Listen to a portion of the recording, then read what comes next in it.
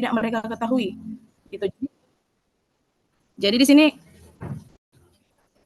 sini Yesus bukan dikatakan sebagai pembohong atau pendusta, tapi dia ingin mengajarkan, dia bertanya seperti itu tuh supaya tahu nih bahwa murid-muridnya bahwa saya punya kuasa begini dan seterusnya.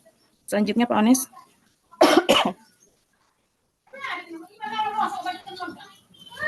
Absolutisme total Kant atau Immanuel Kant.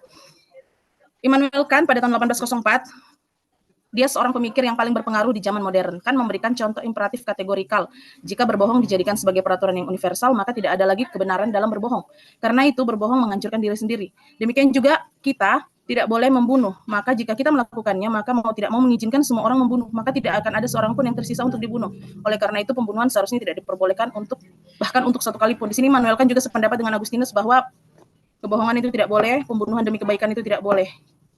Jadi apapun yang terjadi itu tidak diperbolehkan. Selanjutnya Pak. Nah, pada dasarnya Immanuel Kant percaya bahwa hukum moral sama seperti hukum gravitasi Newton, tidak memiliki pengecualian. Allah sama sekali tidak menoleransi pelanggaran terhadap hukum-hukumnya, baik etika maupun alam. Alam semesta berjalan menurut hukum universal. Nah, di sini kita tahu hukum gravitasi ya, apapun yang ada di atas pasti akan jatuh ke bawah.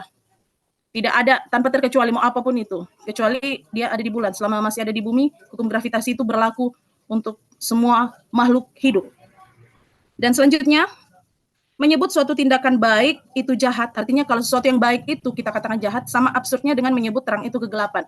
Jadi kalau kita melihat sesuatu yang baik, katakanlah baik. Kalau melihat sesuatu yang buruk, katakanlah buruk. Jangan sudah baik dikatakan buruk atau sebaliknya.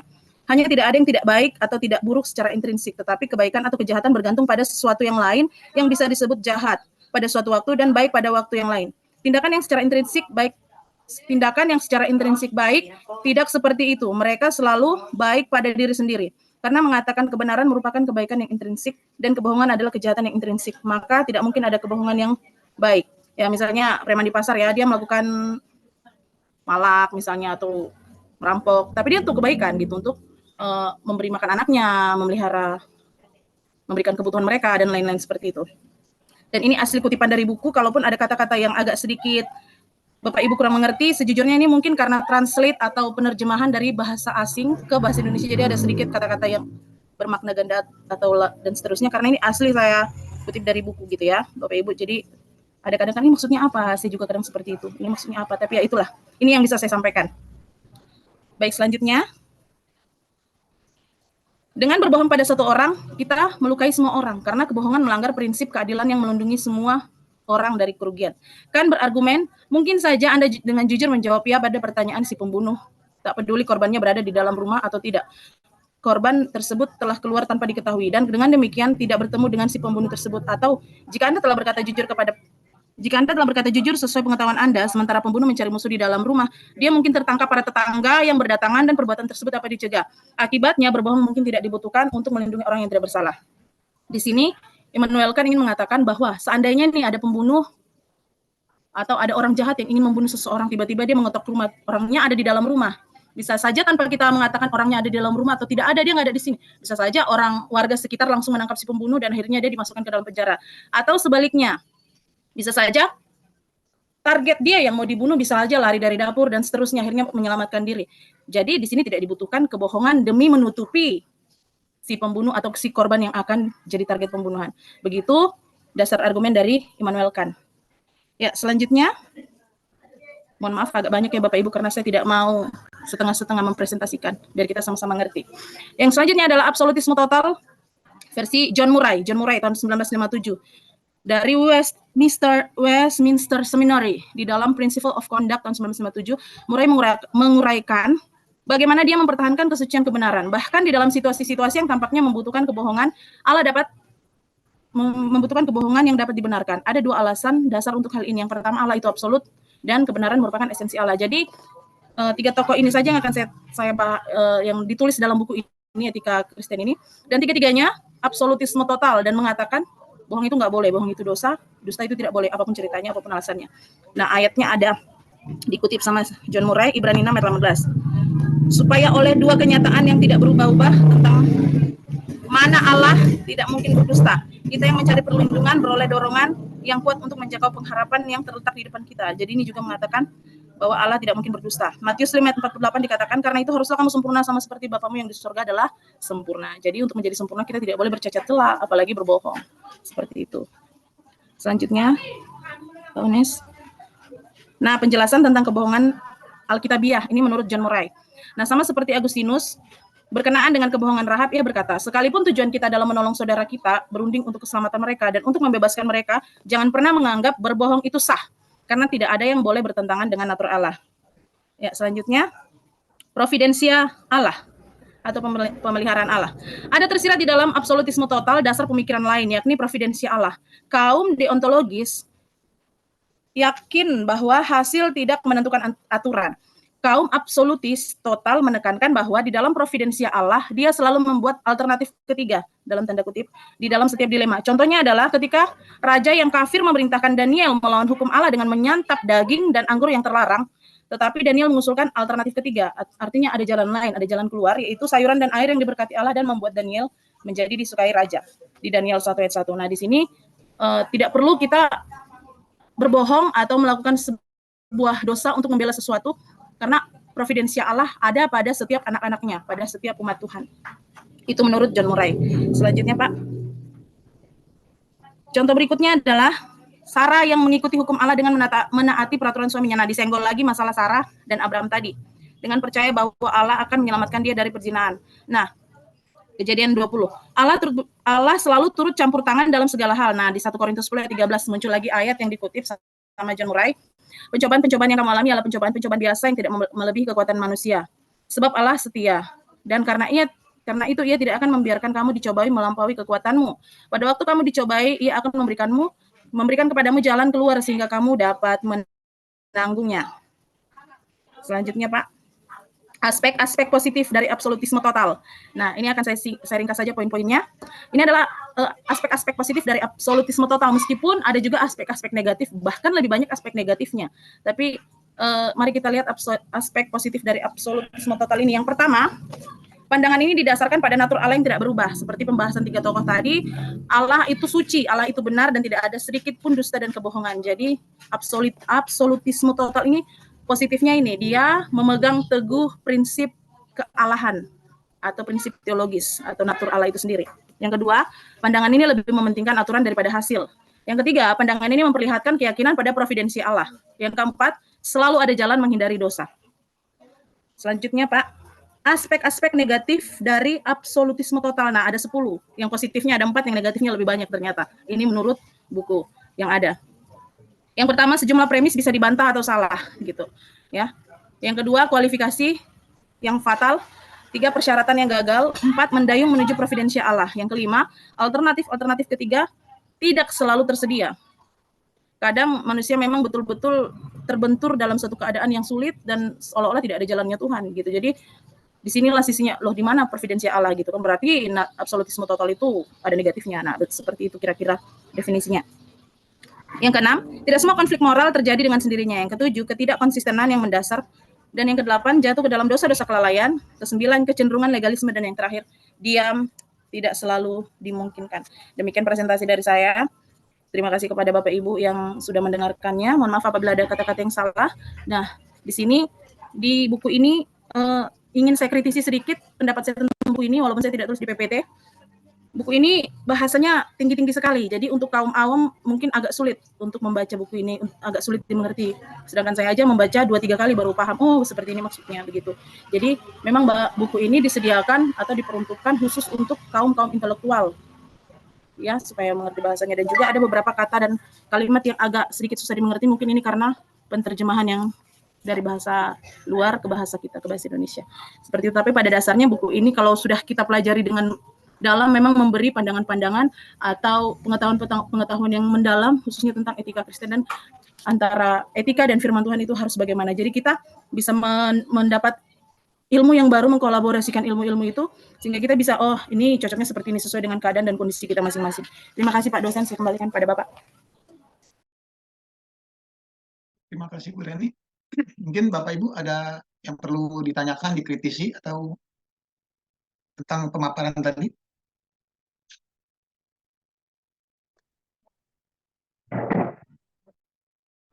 atau menurut saya sih Pak, instruksi Pak. Karena halo Pak. Iya, iya. Iya, karena ini kan berbicara tentang absolut total ya. Nanti kan pembahasan yang selanjutnya tentang absolut konflik. Itu kan saling berhubungan. Alangkah baiknya kita presentasi baru nanti kita bahas sama-sama. Bagaimana menurut? Boleh, silakan. Oke, minta tolong Pak Ketua di presentation yang sebelum Bu Reni tadi ada filenya. Bukannya kita diskusikan dulu ya, maksudnya karena ini kan waktunya nanti banyak yang kosong. Itu instruksi saya sih Pak. Kalau bagaimana Nanti yang lain? waktunya banyak yang kosong sampai 1 jam. Kalau 1 jam nanti contohnya nih kita selesai baca semua, sudah kita presentasikan terus 1 jam atau lebih untuk diskusi, selebihnya ngapain? Hening cipta gitu. Jadi maksud saya mungkin supaya terarah nanti satu-satu mungkin menurut saya begitu ya. Mungkin teman-teman mungkin ada perspektif lainnya silakan. Tapi bagi saya sih satu-satu supaya satu diselesaikan. Karena nanti kalau terlalu banyak kita nggak bisa menyimak gitu. Dari Inggris ini aja kita nggak ngerti apa yang menjadi pokok pembahasan kita di situ. Bagaimana nanti kalau sampai 4 presentasi, kita nggak ngerti lagi apa yang mau kita tanya gitu. Tapi nggak tahu teman-teman bagaimana? Ya, dari teman-teman mungkin. Ya, saya setujunya seperti yang kemarin-kemarin kita laksanakan. Jadi, contoh misalnya nanti teman-teman yang lain, misalnya materi saya tentang ABCD dan banyak terus-terusnya, nanti kan udah pada lupa. Coba buka dulu, akhirnya memakan waktu yang lama begitu, Pak Jeff. Oh, oke, lanjut Pak. Ya. Bagaimana Pak dosen? Kok 2 makalah? Baik, Yang silakan. kita ditanya. Baik, mungkin menurut hemat saya juga begitu ya, satu-satu kita tanya, nanti kita bandingkan yang keempat itu kan dari absolut total, konkret, bertingkat. Tutup dulu, Mang Berjan ribet kali. Itu ya. Baik Pak. Siap. Jadi sekarang untuk yang absolut total dulu, absolut ya. Absolutisme total, Pak. Ya. Bagi siapa yang ingin bertanya, saya persilakan.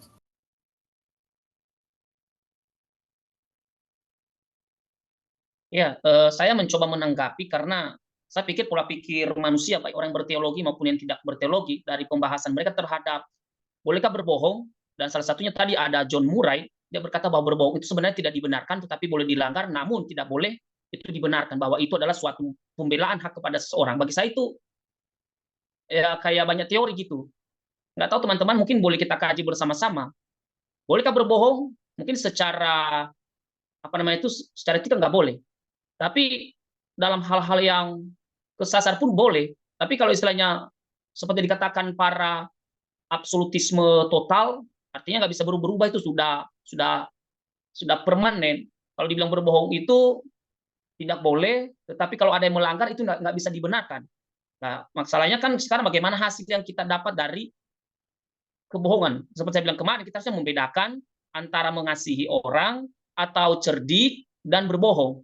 Nah, bagaimana mungkin ini termasuk mungkin Pak dosen kita berikan tanggapan kita supaya kita bisa membedakan mana yang berbohong, mana yang berhikmat atau cerdik, dan mana yang memang kita berkorban untuk mengasihi seseorang itu. Nah, ini menjadi diskusi kita bersama karena memang contoh yang mereka ambil dari beberapa pandangan ini adalah salah satunya berbohong. Ya. Dari semalam 4 sesi sampai sesi pertama ini lagi di hari berikutnya ini, ya mereka selalu memberikan ilustrasi tentang bolehkah berbohong, kalau boleh dibenarkankah, begitu. Bagaimana? Coba saya sedikit memberi karena ini materi yang saya bawakan begitu. Saya memang tidak masukkan ke PowerPoint, cuman saya beberapa kali saya membaca pandangan-pandangan dari mereka. Sepertinya mereka contohnya Agustinus agak sedikit toleransi juga begitu, Pak Ones. Misalnya berbohong itu dosa, berbohong itu melanggar aturan Tuhan dan lain-lain. Hanya jika berbohong contoh dalam candaan, misalnya kayak ada orang ngeprank atau misalnya bercanda, itu kan ada sedikit kebohongan, tapi kan itu tujuannya bukan untuk menipu begitu, bukan untuk merugikan dan akhirnya membuat sesuatu yang fatal. Nah, untuk hal-hal seperti itu, Agustinus dan kawan-kawannya mereka menyetujui nggak apa-apa, asal jangan berbohong misalnya demi merugikan atau berbohong seperti Ananias dan Safira, itu kan memang jelas berbohong ya, mereka bukan berhikmat dan lain-lain, mereka jelas berbohong seperti itu. Tapi kayak seperti misalnya Rahab, memang dicatat di firman Tuhan dia memang memiliki belas kasihan, tapi belas kasihannya itu kan dengan cara dia berbohong, menutupi, mengatakan kepada orang, oh mereka nggak di sini, padahal mereka lagi bersembunyi di rumahnya, itu pengintai kan begitu. memang ini sedikit seperti kayak layang-layang ya menurut saya, diterbangkan tapi dipegang juga kalinya. Artinya bohong dosa gitu. Cuman ada case-case tertentu yang mengatakan oh nggak apa-apa asal jangan fatal atau mungkin tujuannya seperti yang Bapak Onis bilang tadi, tujuannya itu untuk apa? Untuk menyelamatkankah, untuk melindungikah atau bagaimana? Seperti itu. Mungkin dari Bapak dosen ada tambahan? Yang saya baca juga, yang saya pelajari, absolutisme total itu kan pada prinsipnya kita tidak boleh berbohong sekecil apapun. Tapi kan kita sebagai natur kita sebagai manusia pasti ada sedikit berbohong gitu. Nah, tadi Agustinus juga disebutkan kan bohong tidak boleh, tapi kecil boleh. Pada prinsipnya saya rasa tetap aja bohong itu nggak boleh, dan tetap sebagai natur manusia pasti kita berbohong. Jadi ya ngambang gitu ya. Ambigu Pak, bermakna guys. Iya. Karena mungkin Pak, gini, kita sekarang mau bertanya, kan kita setuju bahwa Alkitab ini kan ditulis dalam bentuk antropomorfisme ya, budaya dan bahasa manusia. Sekarang ketika kita berbicara berbohong, apakah konsep berbohong itu dalam pola pikir manusia, budaya manusia, bahasa manusia itu akan diterapkan ke Allah? Atau memang Allah tidak menggunakan kebohongan yang dipakai oleh manusia? Kan kata-kata bohong itu kan budaya manusia, bahasa manusia. Begitu juga mungkin pola pikir manusia memahami kebohongan itu pasti tidak selalu stabil gitu, relatif juga. Nah, kalau kita katakan sekarang di mata Allah itu bohong, apakah benar Allah mengenal konsep kebohongan yang dirancang oleh manusia? Bagaimana itu Pak dosen, dan begitu juga penyaji? Ya mungkin kan kalau Allah sendiri tidak berbohong, tidak pernah berbohong, kan dia selalu menepati janjinya. Nah, yang ini karena kan seperti diketahui, seperti tadi yang saya sebutkan, natur manusia itu selalu berbohong karena dia sudah jatuh ke dalam dosa. Minimal dia seperti Adam pertama kan, dia jatuh ke dalam dosa, kan dia berbohong. Jadi ya sulit. Yang saya maksudkan pola pikir konsep berbohong yang dimaksudkan manusia itu apakah sama bohong yang dimaksudkan Allah? Atau kita harus membedakan bohong yang dirancang oleh pikiran manusia itu beda, tidak sama dengan kebohongan yang dibilang manusia, yang dikatakan manusia dengan kebohongan yang dimaksudkan Allah. Atau memang sebenarnya sama aja. Kalau manusia bilang bohong, berarti di konsep Tuhan juga Tuhan bilang bohong. Nah, berarti kalau begitu manusia sama Tuhan itu ya sama-sama derajat. Karena ketika manusia berkata itu bohong, maka berarti itu udah jelas secara teologis itu bohong di pandangan Allah. Nah, atau memang sebenarnya Allah punya konsep bahwa berbohong itu tidak sama dengan pola pikir manusia yang mengatakan itu bohong, tidak benar, tapi dia selektif gitu. Kalau menguntungkan dia, oh itu benar. Dan kalau merugikan dia, itu bohong. Nah, apakah seperti begitu konsep pikiran Allah terhadap kebohongan yang dimaksudkan atau yang digadang-gadangkan oleh manusia?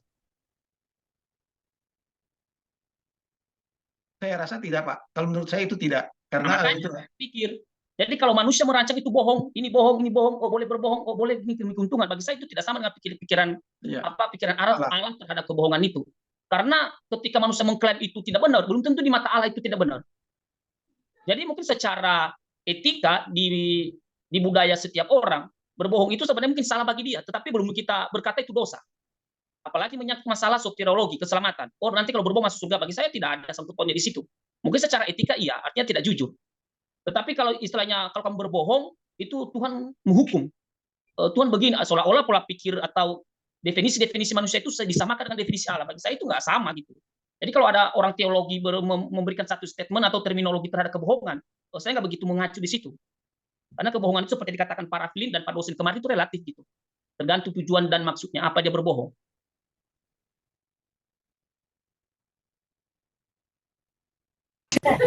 Iya, terima kasih. Saya mungkin sedikit menanggapi.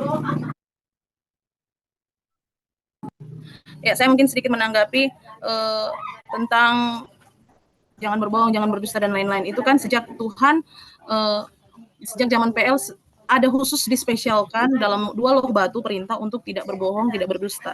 Ya, ada di hukum Taurat seperti itu. Jadi memang Allah menentang orang-orang yang seperti itu. Dan di Alkitab, di dalam kitab Matius dikatakan jika iya hendaklah kamu katakan iya, jika tidak hendaklah kamu katakan tidak. Apa yang lebih daripada itu jahat. Artinya firman Tuhan hitam-hitam, putih-putih, nggak ada yang abu-abu seperti itu. Cuman secara teori manusia, ya apalagi tambah ilmu yang lebih meningkat, jadi itu di permainan kata dibuat, dirancang sedemikian rupa sehingga muncullah teori-teori seperti ini, boleh bohong putih, boleh demi kebaikan, berdusta atau berbohong demi kebaikan dan lain-lain. Padahal sebenarnya sudah jelas Allah itu adalah yang suci dan dia memang menentang sebuah kebohongan. Seperti itu, Pak. Jadi memang beda antara kebohongan yang dibilang Bapak tadi, memang Pak Onis bilang tadi, dan juga Pak dosen, ya memang beda. Karena apa yang di mata kita benar belum tentu benar, apa yang di mata kita salah belum tentu salah juga sama Tuhan. Artinya kembali kepada firman Tuhan sebagai apa namanya ya, pemandu, sebagai tolak ukur dari etika Kristen ini sendiri, seperti itu. Karena sedangkan para ahli saja mereka agak sedikit tidak landing apanya, prinsipnya ada sedikit ya oke lah, bolehlah sekian persen boleh berbohong gitu. Tujuannya artinya mereka tidak benar-benar bohong dosa, mau lu bohong gara-gara nyelamatin orang, kayak pokoknya dosa tetap dosa gitu. Enggak seperti itu. Mereka sedikit-sedikit mencampuri firman Tuhan dengan logika. Seperti itu. Ya, boleh juga kali saya memberikan pendapat ya. Ya, Bu.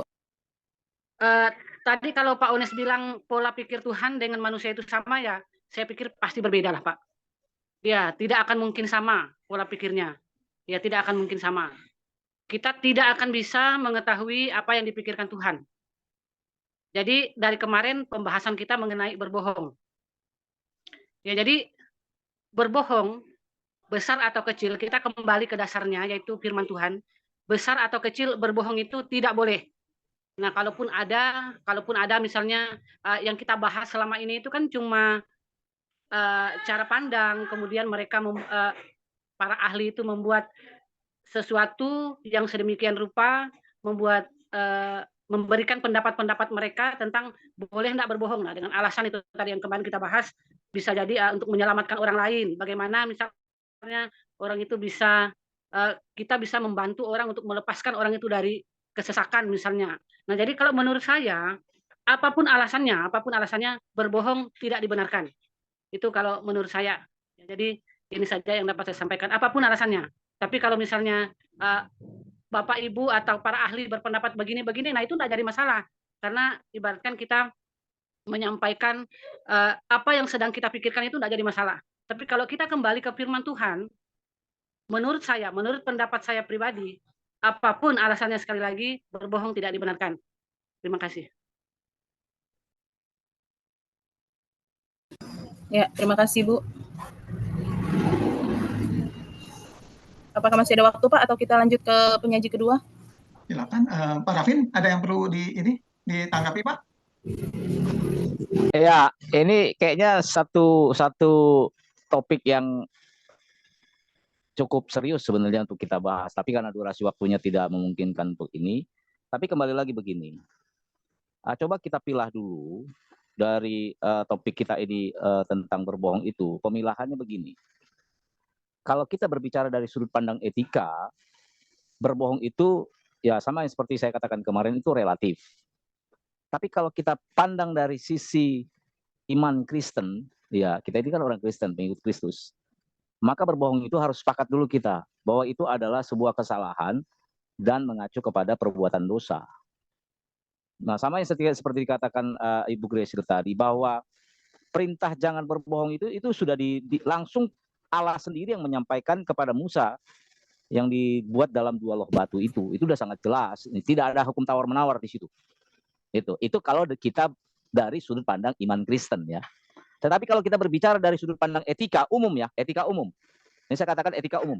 Maka berbohong itu relatif. Bisa diterima secara etis dan bisa tidak diterima secara etis. Nah, itu. Jadi kita harus memilah dulu. Gitu. Kenapa? Alasannya begini. Jangan sampai ketika kita mencampur adukan antara iman kekristenan dengan etika umum dari konteks berbohong ini, kita terjerumus di dalamnya. Baik itu terjerumus dalam pola pikir maupun terjerumus dalam perilaku. Kenapa saya katakan kalau pola pikir dan perilaku kita terjerumus dalam konteks berbohong ini, seperti yang saya katakan kemarin itu, ini akan menjadi sebuah habit. Nah, itu menjadi sebuah habit. Nah, tetapi ada kasih karunia yang Tuhan katakan. Nah, ini mengacu kepada apa yang Pak Ones tadi coba singgung. Bagaimana konsep berpikir Tuhan tentang berbohong yang dilakukan oleh manusia. Saya berpikir begini. Tidak ada seorang manusia pun yang mampu menyelami konsep berpikir Tuhan tentang apapun juga. Gitu.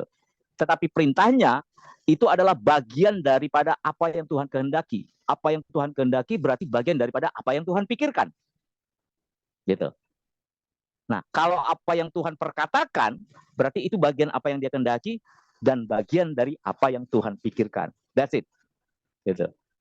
Nah, kasih karunia yang Tuhan berikan kepada manusia ketika dia berkehendak, ketika dia menyampaikan firman-Nya, kasih karunia-Nya itu ya Tuhan mengampuni, Tuhan memberikan kesempatan. Ya kan? Tapi persoalannya, apakah semua manusia ketika diberi kesempatan mengambil kesempatan itu untuk mengaku dosanya, kesalahannya, dan bertobat dan berjuang untuk tidak melakukannya kembali. Nah, persoalannya di situ. Ya kan, bukan saja orang Kristen, bahkan orang luar Kristen juga seperti itu. Ya, nah, jadi itu yang saya pahami dan yang saya amati. Memang ini menjadi sebuah dilema ketika kita diperhadapkan dalam satu kasus. Itu makanya saya katakan tadi, etika itu tidak bisa dilihat dari satu sudut pandang saja, harus dari multidisipliner dan kasuistiknya. Nah, tetapi kita harus sepakat dulu, kalau konteks berbohong dalam iman kekristenan, kita harus sepakat itu adalah kesalahan dan itu adalah perbuatan yang mendukakan hati Tuhan. Gitu. Benar. Itu. Nah, tapi kalau berbicara dari segi etika umum, ya relatif bisa diterima dan juga bisa tidak diterima. Demikian. Baik, terima kasih Bang Raflin. Bapak dosen sedikit mungkin closing statement dari saya ya Pak, karena waktunya sudah hampir habis karena waktu per penyaji itu kan sekitar 40 menit. Ya mungkin penutup dari saya, seperti saya sependapat dengan Ibu Dina, dosa ya dosa, bohong itu dosa gitu. Mau bohong demi apapun, bohong putih segala macam, hitam-hitam putih-putih gitu. Iya di atas ya, tidak di atas tidak. Hanya mungkin kita sebagai orang Kristen ya seperti dibilang Pak Raflin tadi, sesuaikan dengan kondisi yang ada, dengan ditinjau dari hal apa kebohongan itu ya. Cuman secara iman, secara firman Tuhan, bohong itu dosa. Nah, sebagai guru-guru agama atau sebagai hamba-hamba Tuhan, mungkin kita untuk menyampaikan absolutisme total ini atau mengatakan bohong ini kalau ditinjau dari begini-begini mungkin agak rumit karena mungkin siswa belum sampai pemikirannya kepada hal tersebut begitu. Jadi mungkin Pak dari saya untuk teori-teori ini, khususnya teori yang saya bawakan ini, absolutisme total, tidak bisa 100% diterima dan diajarkan kembali kepada peserta didik. Karena anak-anak itu seperti masih yang menerima, mau kita ajarkan salah, mau kita ajarkan benar, mereka belum bisa menimbang, memfilter, atau memilah ini ajaran baik, ini ajaran yang bukan. Jadi mungkin ini khusus kalangan-kalangan kita yang bisa mengerti, dan untuk kalangan-kalangan atas saja begitu Pak ya. Kalau untuk anak-anak, karena kita kan pasti akan mempraktekkan apa yang kita pelajari ini di sekolah masing-masing, di gereja masing-masing begitu Pak. Jadi mungkin secara teori ini bisa kita terima di akal kita, tapi untuk mempraktekkannya, apalagi mengajarkannya kepada murid, kepada jemaat, kurang bisa diterima karena akan menambah kesesatan mungkin, apalagi mereka yang masih basicnya masih lemah secara teologi. Baik, terima kasih itu dari saya. Saya kembalikan kepada Bapak dosen. Tuhan Yesus memberkati. Pak dosen, boleh saya tanya Pak? Boleh Bu. Mbak Reni, maaf, itu yang halaman terakhir ya, aspek-aspek negatif absolutisme total. Mungkin ditayangkan.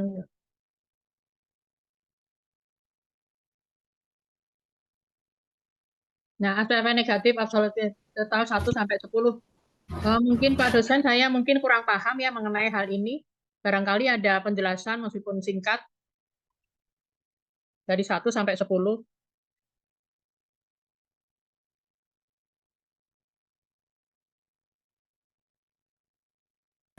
Baik Bu, bentar ya Bu, saya buka dulu materinya.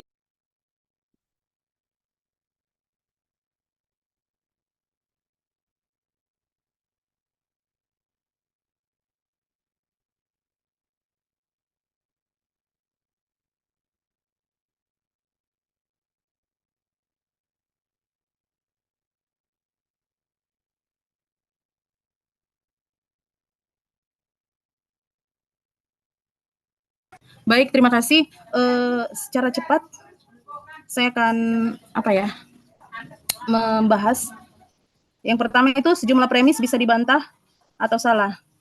Nah, di sini Agustinus mengatakan tadi kan bohong itu dosa, apapun yang terjadi. Tapi kembali dia mengatakan bahwa bohong itu boleh, misalnya dalam kita bercanda itu kan pasti ada kebohongan-kebohongan misalnya, atau dalam kita komunikasi sehari-hari, udah di mana kamu? Oh saya udah OTW, padahal masih siap-siap, masih pakai baju gitu, atau masih pakai sepatu. Nah gitu. Itu sebenarnya tetap kebohongan menurut Agustinus, tapi dia mengatakan itu dosa, tapi dia juga yang mengatakan itu nggak apa-apa kalau cuma bercanda. Jadi ini yang dimaksud dengan sejumlah premis bisa dibantah atau salah gitu. Sedangkan ahlinya saja yang langsung bicara bisa tidak bertanggung jawab begitu, tidak paten, tidak kokoh statementnya begitu Bu. Itu yang pertama. Dan yang kedua, kualifikasi yang fatal.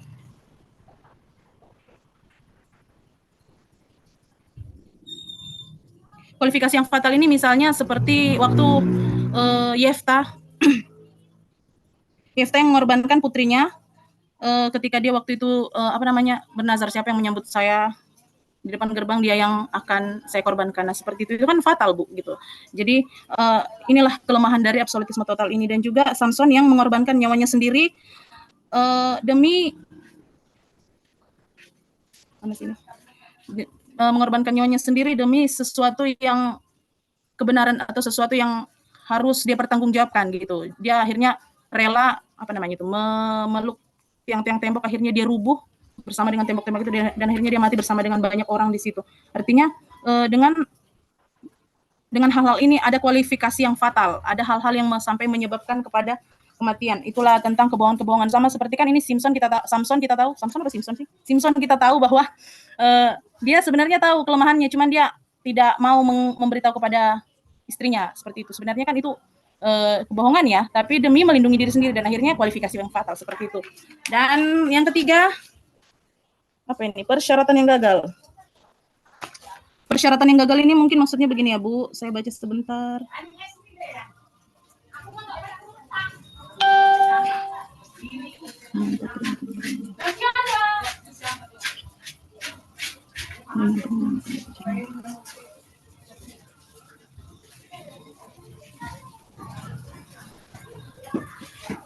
Ya, di sini dikatakan absolutisme total sesungguhnya tidak bersifat total. Pandangan ini tampaknya selalu menemukan beberapa cara untuk mengubah perintah-perintah ilahi. Mereka mereduksi perintah-perintah ilahi tertentu sampai pada tingkatan yang kurang mutlak, baik melalui keyakinan bahwa perintah-perintah tersebut hanya berasal dari kehendak Allah, bukan dari naturnya, maupun dengan mengatakan bahwa beberapa di antaranya hanya berbentuk sipil semata-mata atau seremonial, bukan moral. Ya, seperti itu. Ya, kurang lebih seperti inilah Bu. Contohnya tidak ada dituliskan di sini. Dan yang selanjutnya, mendayung menuju providensi Allah. Providensi Allah itu kan penyertaan Allah. Jadi di sini dijelaskan atau dipaparkan bahwa pertama, Allah tidak selalu turut campur tangan dan melindungi semua orang yang setia dari dilema-dilema moral. Seperti itu. Absolutisme total ini baik di dalam ataupun di luar Alkitab. Terjadi intervensi supranatural yang bertentangan dengan premis lain yang dianut oleh kaum absolutisme ini. Ini mungkin bicara tentang 3 orang yang yang dibuang ke dalam perapian yang menyala-nyala seperti itu. Mereka kan pasrah, ya Tuhan, ya Tuanku, kalau memang Tuanku mau buang kami, udah buang aja. Mau Tuhan tolong, mau Tuhan tidak tolong, kita nggak akan menyembah patung yang Tuanku buat seperti itu. Artinya tidak selamanya providensi Allah itu ada. Buktinya setelah mereka masuk baru ditolong, bukan langsung diangkat atau tiba-tiba apinya padam dan lain-lain, tidak seperti itu. Jadi kalau dikatakan providensi Allah selalu tersedia, nah dibantah nih sama negatif kelemahan absolutisme total ini, dibantah bahwa tidak selamanya ada penyertaan atau penyediaan Tuhan. Begitu Ibu, dan banyak sekali. Ya, selanjutnya. Mungkin ini Mbak, ini cukup lah Mbak Reni. Ya. Pak dosen aja yang memberikan ini supaya kita semua tahu gitu, jadi nggak double. Ya. Saya juga setuju Bu, Bapak dosen silakan. Baik, berarti tadi Ibu dari yang mendayung menuju providensial Allah ya. Jadi yang 1 sampai 3 memang seperti itu Pak yang dijelaskan tadi Pak. Ya. Sekarang berarti alternatif ketiga tidak selalu tersedia. Di sini disebutkan berarti beranggapan bahwa kewajiban-kewajiban moral tidak pernah bertentangan, adalah tidak realistis dan tidak alkitabiah. Dalam kehidupan nyata, konflik semacam ini terjadi setiap hari di rumah sakit, ruang pengadilan, dan dalam peperangan. Jadi ya di sini ya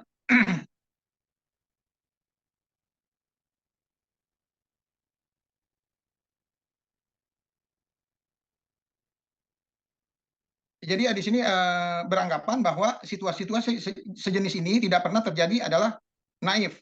Berarti alternatif ketiga kalau kita tidak berbohong itu kadang-kadang tidak tersedia ya Bu. Jadi etika Kristen yang ini cocok untuk segala situasi, pastikan etika itu mempunyai jawaban atas konflik-konflik moral yang nyata ini. Terus tidak yang ini selanjutnya tidak semua konflik moral terjadi dengan sendirinya.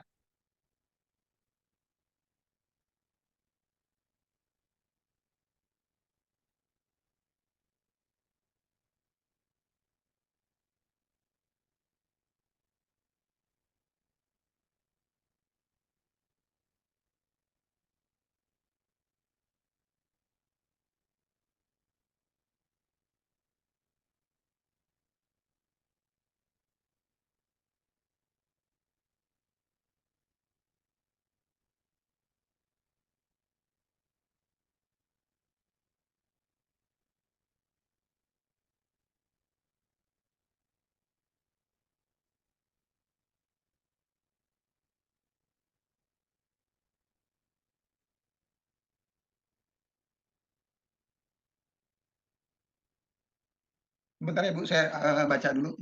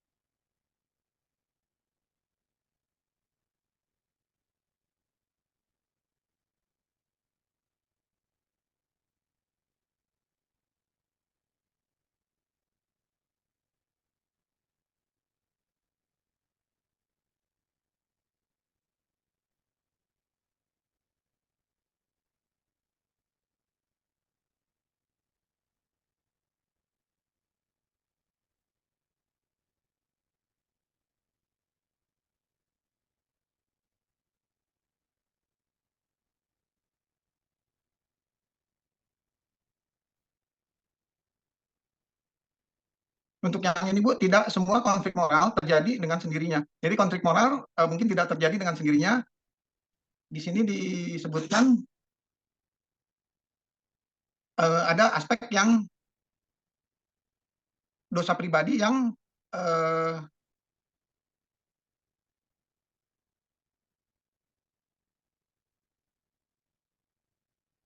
di sini disebutkan dosa-dosa pribadi sebelumnya hanya menyebabkan beberapa konflik moral seseorang, tidak semuanya. Sebagian disebabkan oleh orang lain yang memaksakan konflik pada orang yang tidak bersalah. Memang kadang-kadang yang sebaliknya yang benar, yaitu dilema-dilema moral pribadi ditimbulkan oleh kesetiaan atau kebenaran seseorang. Yang selanjutnya ketidakkonsistenan yang mendasar. Biasanya orang absolutisme total tidak ada konsisten, tidak selalu konsisten. Yang tadi disebutkan bahwa ada sedikit bohong itu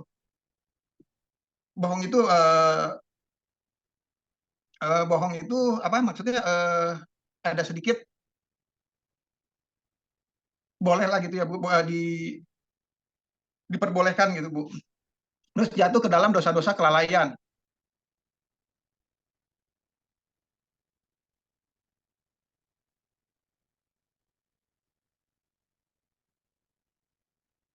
Di sini melakukan dosa-dosa kelalaian yang lebih besar agar dapat menghindarkan apa yang dia yakini sebagai dosa-dosa perbuatan. Contoh dari Plato, apakah ada orang yang mau mengembalikan senjata yang dipinjamnya? Contohnya ya Bu, jika sang pemilik senjata meminta kembali senjatanya untuk membunuh orang. Hukum belas kasihan lebih tinggi daripada hukum properti. Demikian juga kitab suci mengindikasikan bahwa menyelamatkan nyawa orang yang tidak bersalah, belas kasihan merupakan kewajiban yang lebih besar daripada berkata jujur pada orang yang bersalah. Untuk kecenderungan legalisme, kelemahannya kecenderungan legalisme, masalah absolutisme total muncul karena pandangan ini seringkali cenderung bersifat legalistik dengan mengabaikan spirit dari hukum tersebut untuk menghindari hukuman. Yang selanjutnya, diam tidak selalu dimungkinkan. menghindari ketidakjujuran dengan jujur parsial atau bungkam.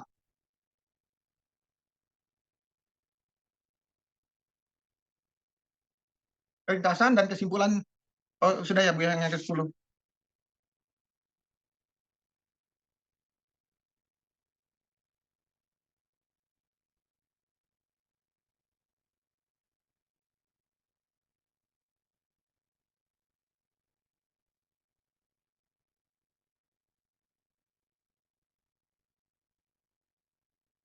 Sudah sih Bu.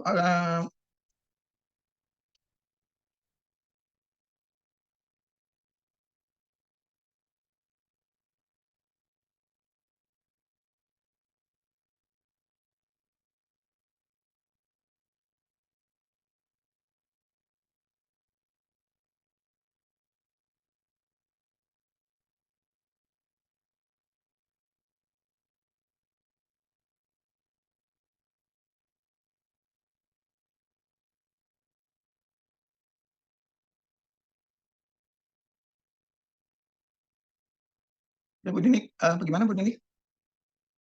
Ya Pak, lanjut Pak. Silakan. Bu Nini paham nggak? Malah semakin bingung, Bu. Enggak, tadi ada satu kalimat bahwa berbohong juga boleh gitu loh. Oke, coba saya sederhanakan ya Bu ya. Maaf izin Pak Ya, Selamat. silakan Pak.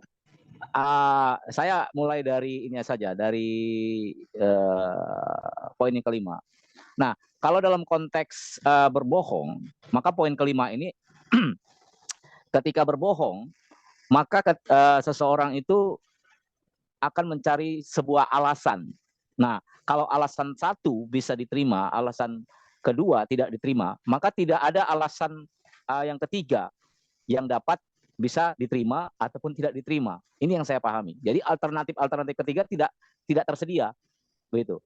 Nah, kemudian poin ke-6, tidak semua konflik moral terjadi dengan sendirinya. Yang saya pahami begini, kalau berbohong itu tentu kan ada sebab akibatnya. Jadi dia tidak langsung ujuk-ujuk berbohong, begitu. Ya kan? Nah, ini untuk poin yang ke-6.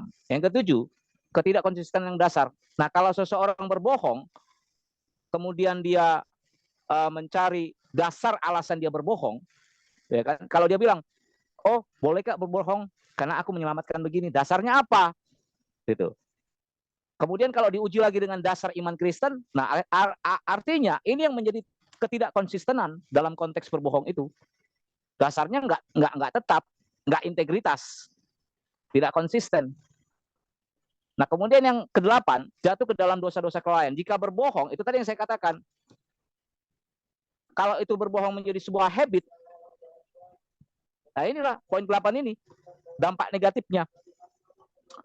Yang ke-9 cenderung kepada legalisme. Nah, ini tadi, kalau berbohong itu dianggap etis oleh sebagian orang, maka lambat laun berbohong itu akan dituangkan ke dalam hukum-hukum, norma-norma masyarakat, bahkan hukum bernegara. Dilegalitaskan berbohong. Nah, poin 10, kalau orang berbohong berarti menggunakan apa? Mulut untuk berbicara. Jadi ketika dia diperhadapkan dalam satu kasus atau situasional, dia tidak akan diam, maka dia akan terus berbicara. Begitu, Pak. Kira-kira bisa dipahami, Bu Nini? Ya, ada penjelasan yang lebih ini lagi. Terima kasih. Jadi tadi ada istilah integritas ya, integritas seseorang. itu bisa dilihat dari tingkah lakunya tiap hari ataupun apa yang dikerjakan. Saya setuju itu ada integritas ya. Jadi dia pasti tidak gampang berbohong. Dilihat atau tidak dilihat, apa yang dikerjakannya bisa dipertanggungjawabkan.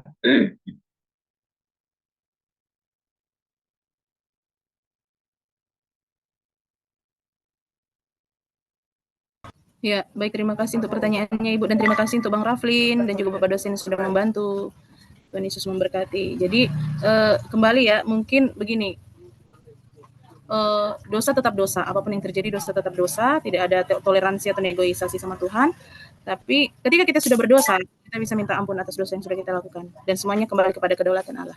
Kira-kira begitu. Jadi mau bohong putih, mau bohong segala macam, itu bohong tetap bohong. Mau ditinjau dari segala macamnya, tetap kita harus berjalan kepada kebenaran firman Tuhan. Begitu ya, Bu? Ya. Baik, terima kasih. Tuhan berkati. Saya kembalikan kepada Bapak dosen.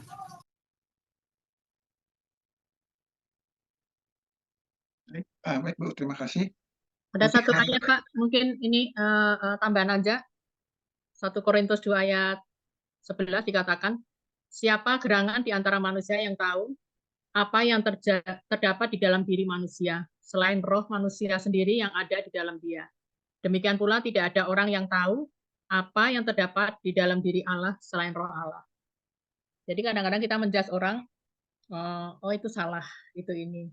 Padahal menurut Tuhan, belum tentu salah. Cuman yang membedakan itu salah atau tidak menurut Tuhan. Itu kadang-kadang kita kurang peka di situ. Terima kasih, Pak.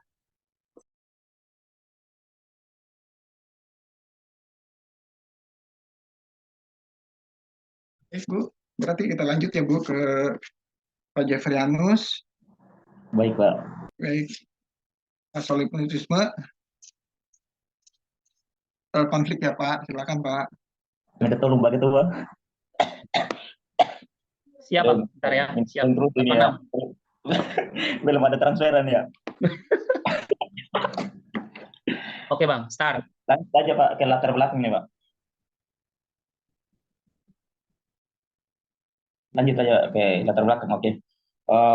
Kita langsung saja. Sedikit tidaknya kita sudah bahas tentang absolutisme. Di sini saya akan masuk dalam absolutisme konflik. Kata absolutisme itu berakar dalam dunia Yunani yang disesuaikan dengan pemikiran reformasi dan diekspresikan dalam pemikiran eksistensial modern maupun pemikiran populer. Yang menjadi bahasa ungkapan sehari-hari adalah saya melakukan yang buruk di antara saya melakukan yang kurang buruk di antara kedua keburukan. Artinya bahwa di antara dua kejahatan diusahakan kita hanya melakukan yang disebut sebagai yang lebih kecil kejahatannya begitu. Terus dalam konsep tersebut dalam doktrin reformasi memberi dimensi baru mengenai kerusakan moral. Seperti yang dikembangkan oleh Martin Luther, ada dua hal yang dilekatkan dalam pemikiran Luther yang membangkitkan bentuk absolutisme konflik, yaitu yang pertama teori mengenai dua kerajaan, yang yaitu kerajaan Allah. Yang dimaksud kerajaan ini yang pertama adalah kerajaan Allah dan kerajaan dunia. Artinya bahwa Luther meyakini bahwa orang Kristen hidup dalam dua kerajaan dan dalam kedua itu saling bertentangan karena orang Kristen memiliki tanggung jawab dalam keduanya. Artinya bahwa kita memiliki tanggung jawab, kita menuruti perintah Tuhan, tetapi masih kita hidup dalam dunia. Artinya bahwa itu tidak terlepas dari konflik-konflik moral dan lain sebagainya. Artinya di sini tidak bisa dielakkan begitu. Yang kedua adalah di sini ada kata yang menarik, kita harus berbuat dosa dengan berani. Ya, ini mungkin saya juga kurang paham, nanti kita akan sama bahas. Ditafsirkan bersedia menerima hal yang kurang jahat. Terus Luther menulis, jadilah seorang yang berdosa dan berbuat dosa dengan berani. Namun yakinlah dengan lebih berani dan bersuka citalah di dalam Kristus yang menang atas dosa, maut, dan dunia. Artinya di sini dia seolah-olah bahwa diizinkan berbuat dosa begitu ya. Pada dasarnya kita sebenarnya adalah manusia yang berdosa. Kembali lagi bahwa kita adalah manusia yang sudah jatuh dari natur sebelumnya. Kalau natur sebelumnya kita adalah orang yang ciptaan yang sempurna, tetapi karena manusia jatuh dalam dosa, di sini mungkin diklaim sebagai orang yang berdosa. Setiap tindakan kita pasti adalah kesalahan gitu ya. Seperti yang Paulus katakan, apa yang dipikirkan sebenarnya, yang dilakukan itu benar bagi Paulus, tetapi bagi Tuhan tidak begitu. Lanjut, Pak. Selanjutnya adalah prinsip dasar absolutisme konflik. Yang pertama adalah hukum moral Allah bersifat absolut, tidak dapat dilanggar, ya seperti yang disampaikan oleh Ibu Rini ya. Ibu Rini tadi juga bahwa hukum Allah adalah mutlak, sempurna, dan hukumnya merupakan cermin karakter Tuhan. Yang kedua adalah konflik-konflik moral itu tidak terelakkan. Artinya bahwa hal ini terjadi karena manusia telah melanggar hukum Allah yang sempurna tadi itu, melanggar hukum moral Allah yang absolut itu, sehingga mereka menepati dirinya terikat dan tidak dapat melepaskan dari jaringan-jaringan relasi yang penuh dosa, di mana dosa itu itu tak terelakkan begitu. Sebelum kejatuhan manusia ada mampu menghindari dosa begitu, tetapi sejak jatuh di dalam dosa maka tidak bisa menghindari. Yang selanjutnya adalah kewajiban untuk melakukan yang kurang jahat. Artinya bahwa kita punya kewajiban melakukan hal yang kurang jahat. Ketika kewajiban moral kita bertentangan, kita harus mentaati kewajiban yang lebih besar dengan menyadari bahwa melanggar kewajiban lain itu dosa. Namun ini adalah suatu hal yang lebih kecil di dalam situasi tersebut. Tanggung jawab kita adalah melakukan yang terbaik, bahwa pada saat keadaan tidak baik, kita harus memaksimalkan kebaikan, bahwa pada saat kebaikan itu minimal. Ingin dibahas juga ini, saya langsung ambil dari buku, tapi kurang ngerti juga ya, nanti kita sama-sama bahas. Terus yang keempat adalah tersedia pengampunan. Premis keempat ini berkenaan dengan absolutisme konflik, bahwa sekalipun dosa tidak terhindarkan, tetapi pengampunan Allah itu tersedia melalui salib Kristus. Ini sebenarnya salah satu hal yang kita harus pegang, bahwa ya ketika kita diperhadapkan ya dua masalah konflik dilema yang mungkin kita tidak bisa hindari ya, seperti yang kita bahas tentang berbohong dan sebagainya. Ya di sini kita menyadari bahwa ada pengampunan sebenarnya yang tersedia bagi kita. Bukan terus-terusan berbuat dosa ya, tapi kita harus mengkoreksi diri untuk. Yang selanjutnya, Bang. Kontribusi positif dari absolutisme konflik, mempertahankan moral absolut ya. Dari pandangan ini bahwa apapun kelemahan, absolutisme konflik tetap mempertahankan keutuhan absolusi moral. Hukum Allah adalah absolut dan mutlak, tidak sedikit pun pelanggaran yang bisa dibenarkan secara moral. Yang kedua adalah mempunyai realisme moral. Artinya dia melihat suatu yang real ya. Artinya tidak semua keputusan rapi dan bersih. Segala sesuatu tidak selamanya hitam atau putih. Ya, seperti kita lihat bahwa kalau berbohong demi kebaikan, kenapa tidak diterima kan begitu.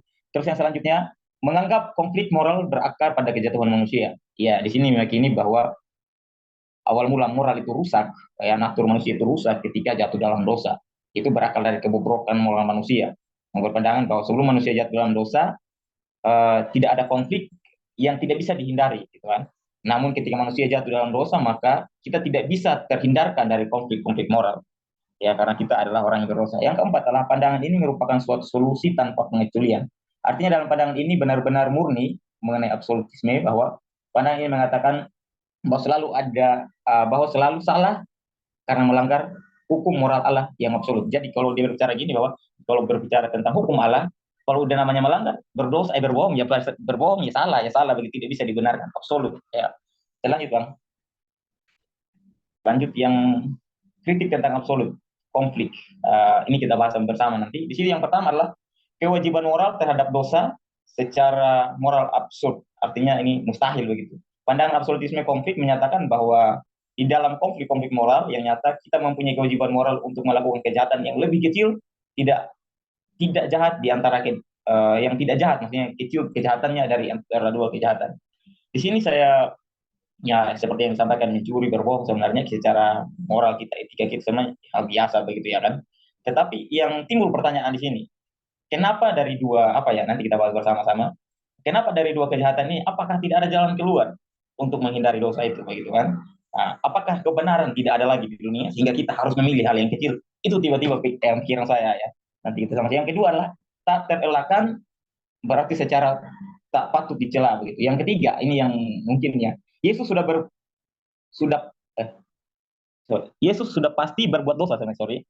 Kenapa mengatakan hal itu? Karena pandangan ini muncul karena menurut absolutisme konflik dosa tidak dapat dielakkan di dalam konflik-konflik moral yang nyata.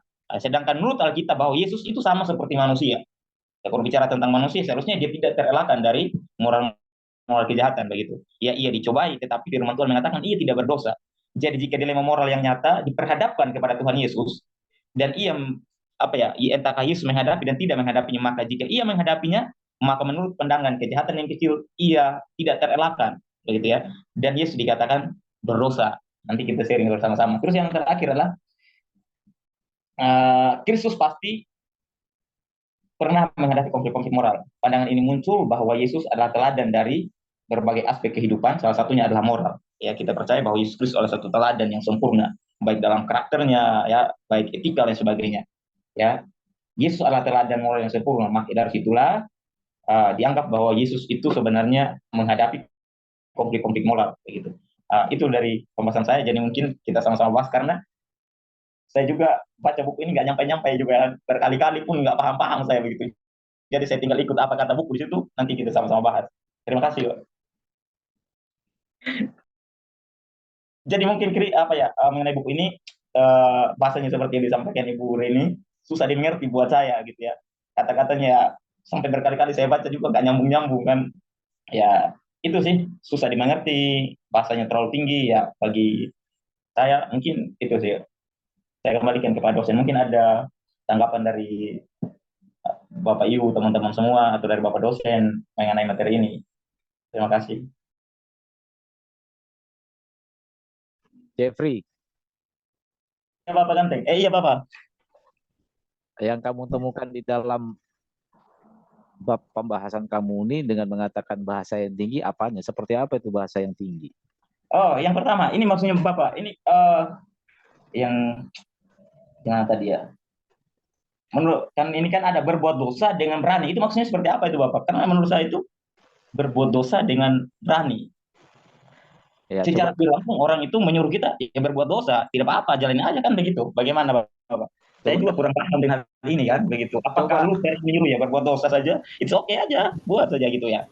Kan gitu. Tidak, saya menyorotin kalimat kamu yang mengatakan bahasanya terlalu tinggi.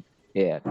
Coba kita telah ada arti kata bahasa terlalu tinggi gitu. Nah, kalau kita dimengerti begitu Bapak kan, Bapak susah dimengerti dan sebagainya begitu ya. Jadi begini, ya tunggu ya saya lihat ya di mana sih. Jadi begini Jeffrey, buat teman-teman semua. Ketika kita memakai sebuah istilah, ya kan, istilah itu juga harus dapat dipahami oleh orang yang mendengarkannya.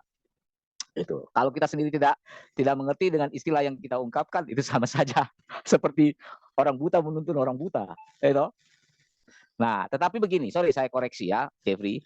Gitu, Pak. Sorry saya koreksi. Memang dari kemarin yang saya perhatikan adalah penulis buku dalam hal ini Norman, ya, dia mengadopsi dari pandangan-pandangan orang lain atau dari kutipan-kutipan tulisan orang lain dengan menggunakan bahasa-bahasa filsafat sehingga pembacanya banyak yang nggak ngerti. Nah, itu banyak yang nggak ngerti. Tetapi sebenarnya bisa dimengerti kalau misalnya penulis mampu menjabarkannya dari sudut pandang yang lain untuk menjabarkan dari kutipan-kutipan yang dikutip oleh penulis gitu. Jadi pembacanya tidak semakin bingung dibuatnya. Nah, tetapi cukup dimaklumin bahwa ini hanya secara garis besarnya saja. Makanya pembaca dalam hal ini kita sebagai mahasiswa, ya kan, tidak bisa membacanya secara gamblang begitu saja. Sama seperti kita membaca Alkitab, kita kan tidak bisa membaca Alkitab secara gamblang begitu. Meskipun ada bagian-bagian kata atau kalimat yang yang tertulis dalam Alkitab yang bisa kita mengerti, tetapi banyak juga kata atau kalimat yang kita juga tidak mengerti. Begitu. Ya betul Pak. Jadi kira-kira seperti itu Pak. Jadi agak susah ya. Jadi seolah-olah kita baca juga ya saya nggak dapat intinya begitu, yang lebih spesifiknya lagi. Nah, ya ini aja. Ya, ini saya tertarik dengan yang kamu kutip itu, yang pendapatnya Martin Luther, berbuat dosa dengan berani. Iya. Nah, ini kan bagian daripada bahasa filsafat. Kira-kira kita semua ngerti nggak apa maksud dan tujuan si penulis ini, dalam hal ini Martin Luther, mengatakan berbuat dosa dengan berani? Coba saya Bang ya. Boleh nggak? Saya dulu nanti kamu boleh tanggapin. Nah, kalau yang saya pahami dari apa yang disampaikan oleh Martin Luther ini begini. Ketika seseorang melakukan perbuatan dosa, ini yang saya maknai ya, yang saya pahami dan saya maknai masuk daripada si penulis Martin Luther dengan mengatakan berbuat dosa dengan berani. Artinya begini, Martin Luther tentu sudah banyak belajar, dalam hal ini juga belajar firman Tuhan dan mengkajinya bertahun-tahun sehingga dia berani mengatakan statement atau pernyataan berbuat dosa dengan berani. Nah, yang saya pahami begini, ketika seseorang melakukan dosa, maka dia harus bertanggung jawab atas dosa yang dia lakukan. Bertanggung jawab kepada Tuhan dan bertanggung jawab kepada manusia. Nah, itu gentleman namanya. Tetapi kan faktanya tidak semua orang seperti itu, betul? Nah, ketika seseorang berbohong, nah dia harus bertanggung jawab atas kebohongan yang dia lakukan. Gitu. Ada konsekuensi. Gitu. Nah, jadi tidak serta-merta Martin Luther berani menyatakan pernyataan seperti ini, berbuat dosa dengan berani. Kalau orang awam akan membacanya begini, yang nggak mengerti filsafat ya. Orang awam akan membaca, wah ini merupakan sebuah perintah, ya kan? Merupakan sebuah perintah. Nah, kalau orang awam menerjemahkannya, memaknainya, kalimat tersebut secara gamblang begitu saja, ya sudah. Terjerumuslah orang-orang yang membacanya untuk berani berbuat dosa, ya sudah, gitu, berbuat dosa semua. Itulah seperti yang dikatakan tadi oleh absolutisme itu tadi, aspek-aspek negatif absolutisme itu. Sehingga apa? Dilegalkan yang namanya berbuat dosa itu tadi, ya kan? Demikian, silakan Ibu Grace. Baik, terima kasih Bang. Sedikit membantu karena kita sama-sama absolutisme ya. Di sini kan ada pernyataan dari Martin Luther. Mungkin penyaji Saudara Jeffrey tidak mengutip secara utuh. Jadi penyampaiannya kepada kita tuh kayak loh, kok bisa gitu. Jadi menggantung. Jadi di sini sebenarnya tertulis begini. Ada dua hal yang dilekatkan dalam pemikiran Lutheran atau Martin Luther. Yang pertama ialah menjadi teori Luther mengenai dua kerajaan. Dia yakin bahwa orang Kristen hidup dalam dua kerajaan, yaitu kerajaan Allah dan kerajaan dunia. Karena kedua-duanya bertentangan dan karena orang Kristen memiliki tanggung jawab di dalam keduanya. Maka konflik-konflik itu tidak dapat dielakkan. Nah, pernyataan kedua, Martin Luther mengatakan bahwa kita harus berbuat dosa dengan berani. Nah, ini ditafsirkan sebagai bersedia menerima hal yang kurang jahat. Dan Luther juga menulis, jadilah seseorang yang berdosa dan berbuat dosa dengan berani, namun bahkan yakinlah dengan lebih berani dan bersukacitalah di dalam Kristus yang menang atas dosa, maut, dan dunia.